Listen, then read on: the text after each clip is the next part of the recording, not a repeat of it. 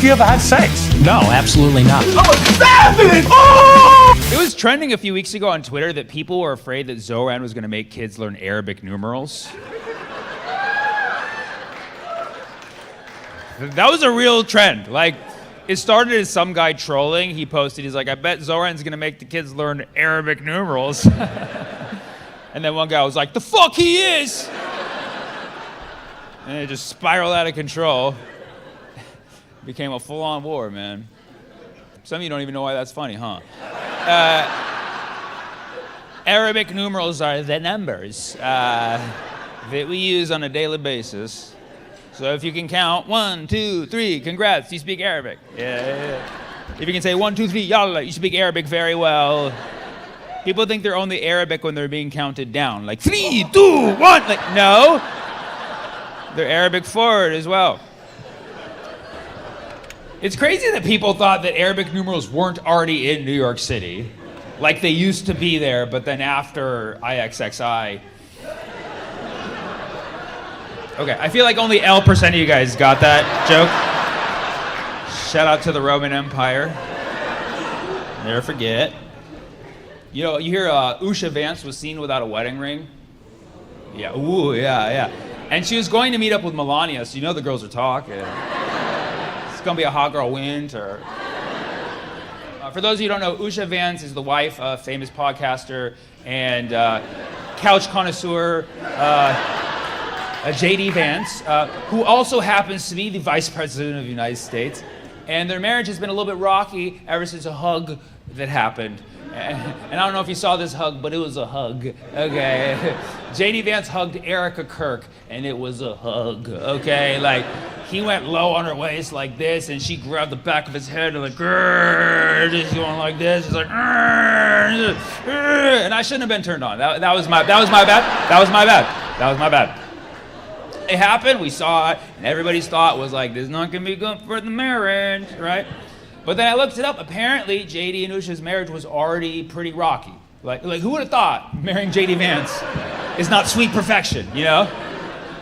Because for the longest time, JD Vance was trying to get Usha to convert to Christianity, okay? But she's Hindu, and she resisted. You gotta give her props. By the grace of Ganesh, she stayed Hindu, and he kept trying to get her to convert for his political campaign. And now she's converting to divorce, so, you know.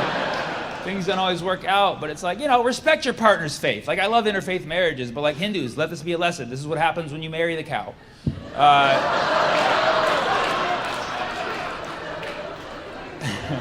Listen, I'm being nice about this, okay? There's people straight up pushing the conspiracy that JD Vance and Erica Kirk are being positioned to be the front runners of the 2028 election should Trump not run again for the 100th time. They're saying they're gonna be the chosen ones, you know? And I'm not saying that. That's kind of a wild conspiracy, but when you look at the timeline, kinda, you know what I mean? Because we saw that hug, that salacious hug, and JD Vance is a Christian, allegedly, but that hug was a sin, you know what I mean? Like, that hug was a sin, okay? And I know you're like, well, he can sin, he's the vice president. No, that's not how it works, okay? We saw that hug, and now we see her without a ring. This is the timeline of events they want us to see, because don't sleep on Usha Vance. She's a powerful woman. Usha Vance is technically one assassination away from being first lady, okay? Okay, that's just a fact, okay? Usha Vance is one assassination away from being the first lady, okay? And one assassination ago, she had a stable marriage. That's all I'm saying. That's all I'm saying, okay? It's an assassination power sandwich. I'm just connecting the dots. That's all I'm doing. I'm just connecting the dots. That's not a Hindu joke, by the way. Not a Hindu joke. I'm connecting the non-religious small circles. That's all I'm doing. But you never know. You never know, you know?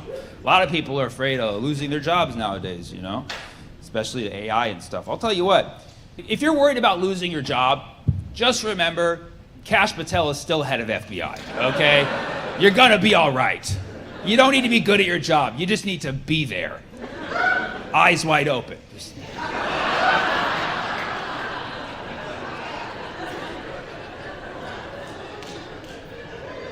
It's crazy that Kash Patel is anti-woke, because those eyes are woke as just like 3,000% dilation. Just don't even know what's going on in there. He's locked in on something. I don't know. Kash Patel, who looks like Aziz Ansari's jacked autistic cousin, is I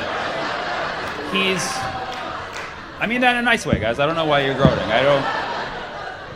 I just, by the way, I've been using the word autistic a few times and people have been getting upset at my recent shows. Like I'm on the spectrum, my friends are on the spectrum, we all say that word. I think it might be a generational thing. I don't mean to offend anybody, but I think autism is awesome, by the way. I don't think there's anything wrong with it. I think autistic people are the superior race, honestly.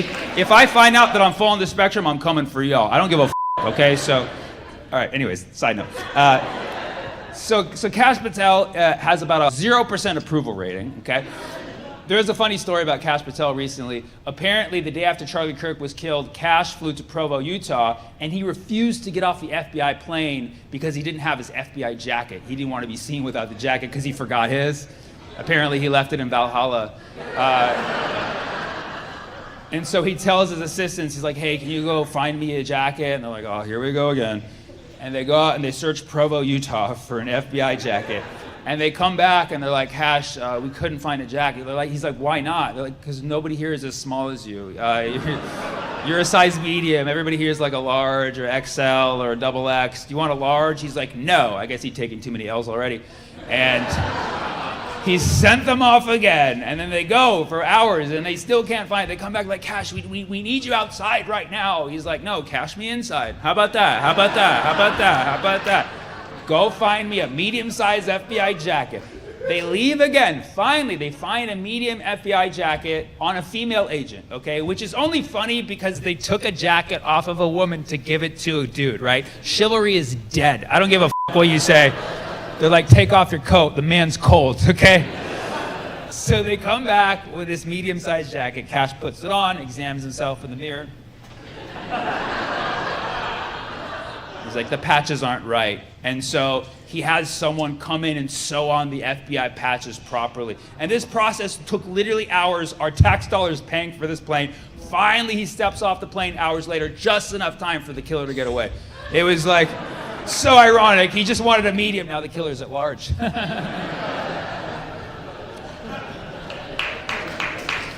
Okay. All right. Of course, he came out and said it was Tyler. Okay. You can believe that if you want, okay? I'm not going to. If you're pushing the Tyler narrative, you're either really dumb or you're lying, okay? All right? And I'm gonna assume it's the latter because he's Indian. I'm not saying Indians are liars. I'm just saying they're not dumb. I've never seen that before in my life.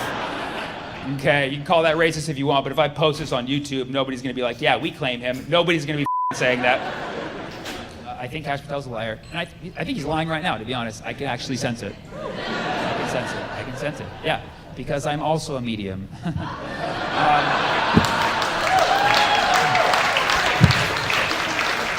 Thank you. Cash me outside. How about that? Just watched the Diddy documentary. Yeah. And I realized I'm not that bad of a person. Okay. Yeah. You want to feel good about yourself? Watch that Diddy documentary. You can be like, wow, I'm actually really good in relationships. I'm kind of a catch. I feel like my exes owe me an apology.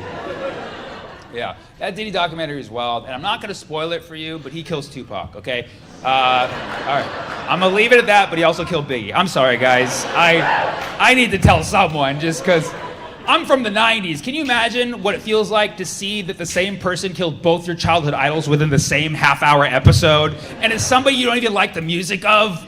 Like, had it been 50 Cent, I'd be a little, conflicted. But I'm hearing this from 50 Cent, so I'm fitty-fitty. But apparently, Diddy hired someone to shoot Tupac, okay? And then months later, he brought Biggie to L.A. And Biggie didn't want to go to L.A. because everybody's like, it's dangerous. They think you killed Tupac, so you probably shouldn't go to L.A. And Biggie's like, I don't want to go. Puff's like, you're coming. Can you imagine, like, Notorious B.I.G. being like, I'm not really comfortable with this? And Diddy's still like, no, you're coming with me. Takes him to LA. Biggie's just supposed to be there for one day. He had to go do press in the UK, but Diddy's like, no, we're canceling that shit. Cancels his flight, forces Biggie to stay in LA, brings him to the party. Diddy's like, I'm gonna throw a party on enemy turf. Yeah, how about that? does that, invites Biggie to the party, and then after the party, he's like, all right, Big, let's get in the car and head off. Gets him in the car at the exact time that they drive off, and that's when the shooter pulls up and just rays shots on him. Now, the crazy thing about both of these shootings, both Tupac and Biggie, the shooter shot like multiple shots,